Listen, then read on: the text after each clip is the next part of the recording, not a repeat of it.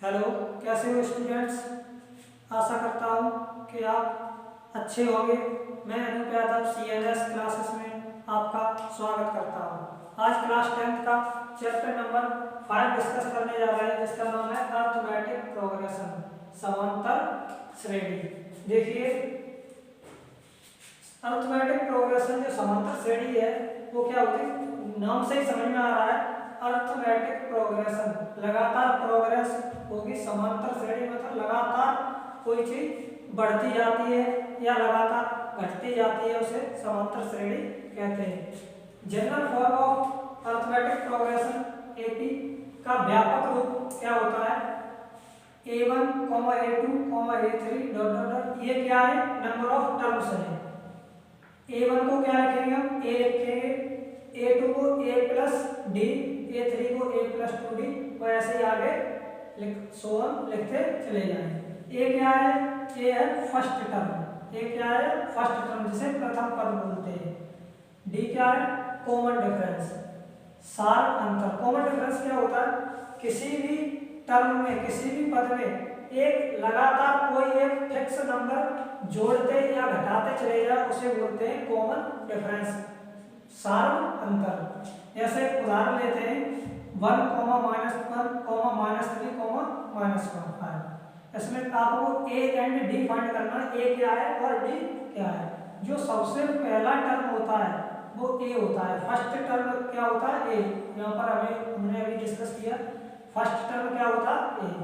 D क्या होता है, D सेकंड टर्म में से फर्स्ट टर्म माइनस कर दो, या थर्ड टर्म में से सेकंड टर्म माइनस कर दो, फोर्थ टर्म में से थर्ड टर्म, मतलब लगातार चाहे किसी टर्म में से आगे वाले एक टर्म में से पीछे वाला टर्म माइनस करोगे वो सेम आएगा, उसे क्या बोलते हैं, सार्वत्र या कॉमन डिफरेंस। कॉमन डिफरेंस हमारा क्या है, -1 में से माइनस किया मैंने, ये माइनस फॉर्मूला होता है, क्या होता है, D का फॉर्मूला अगर हम देखें तो D बराबर AN+1 -AN, क्या लिखते हैं, AN+1 -AN।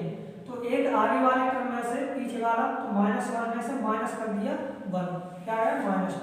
ठीक है, आगे क्या, और क्या पूछता है आगे, nth term of N AP। nth term क्या होता है, nवां पद, किसी AP का nवां पद। nth टर्म कोई nवें पद को ये बोल देते हैं, अंतिम पद भी बोल देते हैं nth टर्म। तो इसका फॉर्मूला होता है AN बराबर A प्लस N-1D। यहाँ AN क्या है, nth टर्म और लास्ट टर्म, nवां पद या अंतिम पद। इसे कभी कभी AN को L से भी डिनोट कर देते हैं, जब लास्ट टर्म डिफाइन करता है तो L बोल देते हैं। N क्या है, नंबर ऑफ टर्म्स। इस किसी फिक्स AP में कितने पद हैं, पदों की संख्या कितनी है, उसे बोलते हैं नंबर ऑफ टर्म्स। जैसे एग्जांपल है 2, 7, 12 का 10वां पद ज्ञात करें। कौन सा पद पूछ रहा है, 10वां पद ज्ञात करें। तो देखिए यहाँ A की वैल्यू कितनी है, A की वैल्यू 2 है।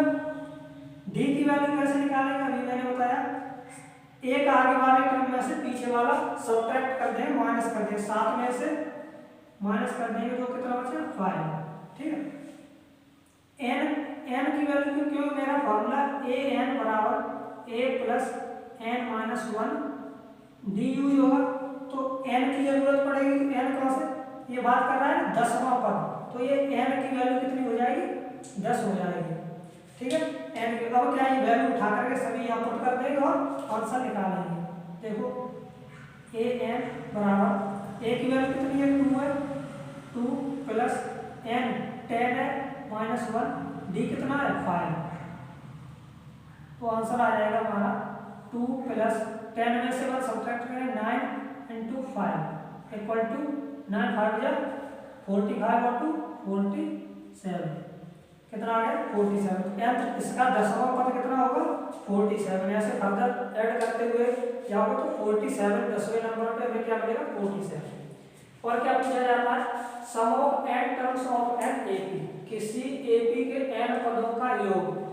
योग क्या होता है, जैसे हम बोल दें 1 से लेकर 5 तक की संख्याओं को जोड़ने पर क्या आएगा, संख्याएं कम है तो आप जोड़ दोगे 1 + 2 3 और +3 6 +4 10 और 5 15। अब आप बोल दें कि आप 1 से लेके 1000 तक की संख्याओं को ऐड करके बताओ कितना आया। तो आप ऐसे नहीं जोड़ सकते हो, उसके लिए क्या निकालना पड़ता है, S N, sum of N terms, S N बराबर N upon 2a plus N minus 1d। S N क्या होता है, सम ऑफ एन टर्म्स। देखिए दो फॉर्मूला यूज होते हैं यहाँ पर, एक होता है ये और एक ये फॉर्मूला होता है एस एन बराबर N upon A plus A N. A N क्या है, अभी आपने पढ़ा था, ए एन लास्ट टर्म या मतलब nth टर्म, कुछ नहीं फॉर्मूला यही है। आप देखो इसको आगे बढ़ा के देखो, n अपॉन 2, इसे 2a को क्या लिख सकते हैं, a प्लस a लिख सकते हैं, 2a को a plus a plus n minus 1d लिख दिया। अब देखो यहाँ से लेके a plus n minus 1d कहीं पढ़ा था मैंने, इधर पढ़ा था, a plus n minus 1d, a plus n minus 1d यहाँ पढ़ा था। बस इसी की जगह ए एन पुट कर देंगे तो N upon 2 a plus A N आ गया। यही फॉर्मूला निकल के ऐसे बना, इसी फॉर्मूला से ये बना। जब हमें लास्ट टर्म दे दे वो और ऐसा पूछ ले तब हम ये फॉर्मूला यूज कर देते हैं, जिससे कि हमारी कैलकुलेशन इजी हो जाती है और जल्दी आंसर आ जाता है। एक एग्जांपल लेते हैं, find the sum of first 22 terms. कितने स्टार्टिंग के फर्स्ट मतलब शुरुआत के first 20 terms of an AP क्या 8, 3, -2। एक एपी 8, 3, -2 के प्रथम 22 पदों का योग ज्ञात करें। जो प्रथम 22 पद है, शुरुआत के 22 पद हैं, उनका योग ज्ञात करना है। यहाँ से देखो ए की वैल्यू डिफाइन करो, फर्स्ट टर्म होता है डी, कॉमन डिफरेंस जिसे सार्वत्रिक बोलते हैं, इसमें से -3 में से 8 सब्ट्रैक्ट कर देंगे तो कितना -5। एन 22 पदों की बात कर रहा है तो 22 है, पुट कर दो ऐसे बराबर n upon 2a plus n minus 1d में। तो क्या होगा 22 अपॉन 2 इंटू 8 प्लस 22 माइनस 1 और -5। जब माइनस हो तो ब्रैकेट में लिखेंगे, नहीं तो यह कंफ्यूजन होकर कैलकुलेशन लॉन्ग हो सकती है। तो 11, 16 प्लस 21 माइनस 5, तो जब इसे मल्टीप्लाई करेंगे तो 105, 16 और इसका आंसर निकालेंगे माइनस के 979 आंसर आएगा। ये ऐसे है। आगे और भी फॉर्मूले होते हैं इस चैप्टर में, मेनली ये 3 ही फॉर्मूले यूज होते हैं, एक ये है और एक ये है, बोल लो तो एक ये भी है। वैसे तो मैम 2 ही फॉर्मूले हैं और पूरा चैप्टर इन 2 फॉर्मूलों पर डिपेंड करता है।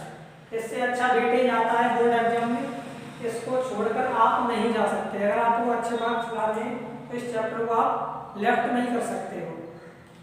आशा है आपको समझ में आया होगा। अगर ना आया हो तो कमेंट करके बताएं कि कौन सा पार्ट समझ में नहीं आया, मैं आपको आगे समझाने की कोशिश करते हैं। और इससे जो रिलेटेड क्वेश्चंस बन सकते हैं एग्जाम में, वो हम नेक्स्ट क्लास में आपके लिए लेकर आएंगे। चैनल को सब्सक्राइब करें, वीडियो अच्छी लगी हो तो लाइक करें और अपने दोस्तों तक शेयर करें। Thank you.